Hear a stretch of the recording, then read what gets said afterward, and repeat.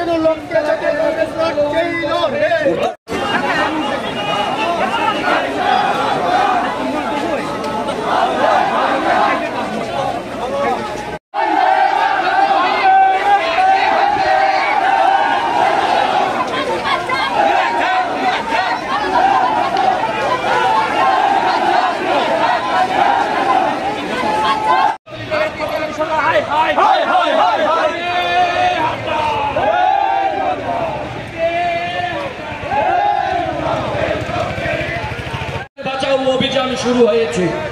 আমরা দেখতে পেয়েছি এই নরেন্দ্র মোদী সরকারের শাসনে আজ গোটা দেশের মানুষের স্বাধীনতা হরণ।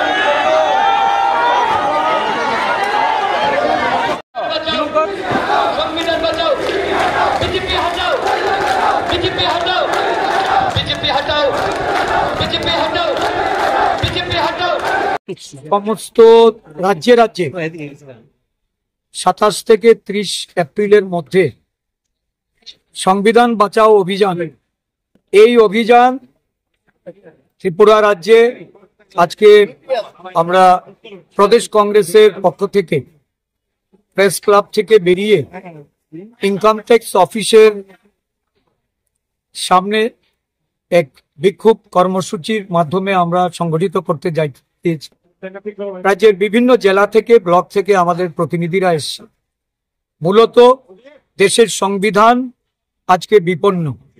দেশের সংবিধানকে কাটাছেঁড়া করে বিলুপ্ত করার যে ষড়যন্ত্রে শাসক বিজেপি এবং তার সরকার সারা দেশের গণতান্ত্রিক বাতাবরণ, সাম্প্রদায়িক সম্প্রীতি, দেশের ধর্ম, বর্ণ, জাতের যে সংমিশ্রণ, এটাকে বিলুপ্ত করার জন্য কেন্দ্রের সরকার এবং বিজেপি দল, তার অভিভাবক আরএসএস যে প্রক্রিয়া শুরু করেছে, তার বিরুদ্ধে রুখে দাঁড়ানোর জন্য সর্বভারতীয় কংগ্রেস সভাপতি মল্লিকার্জুন খার্গেজি, আমাদের দেশের জননায়ক, এই সংবিধানকে বাঁচানোর লড়াইয়ে যিনি সারা দেশব্যাপী চষে বেড়াচ্ছেন, জননায়ক রাহুল গান্ধীজি, আমাদের কংগ্রেস পার্লামেন্টারি পার্টির চেয়ারম্যান সোনিয়া গান্ধীজি, প্রিয়াঙ্কা গান্ধীজি,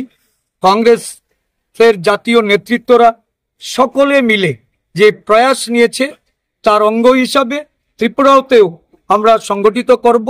প্রত্যেক জেলায় এই কর্মসূচি হবে আগামী মে মাস জুড়ে। প্রতিটা ব্লকে আমরা এই ধরনের কর্মসূচি করব। আমাদের লক্ষ্য একটাই, সংবিধানের রক্ষক হিসাবে আমরা রাস্তায় নেমেছি। সংবিধান রক্ষা করব, সংবিধানের উপর কোনো ধরনের আঁচ আসতে দেব না। সংরক্ষণ সহ নাগরিকদের মৌলিক অধিকার, দেশের সমস্ত জনগণের যে অধিকার এই সংবিধান থেকে প্রাপ্ত, এই সংবিধানকে আমরা যে কোনো মূল্যে সৈনিকের ভূমিকা নিয়ে আমরা সেটাকে রক্ষা করব। এটা আমাদের অঙ্গীকার। এই অঙ্গীকার নিয়ে আজকে সারা দেশের সাথে ত্রিপুরা প্রদেশ কংগ্রেসের পক্ষ থেকে আমাদের এই অভিযান আমরা শুরু করতে যাচ্ছি। ধন্যবাদ। এই অভিযানে আমাদের সমস্ত নেতৃত্বরা উপস্থিত হয়েছেন। আমাদের সিডব্লিউসির মেম্বার বিধায়ক সুদীপ রায় বর্মন আমাদের সাথে আছেন। আমাদের বিধায়ক গোপাল রায়জি এই কর্মসূচিতে অংশগ্রহণ করবেন।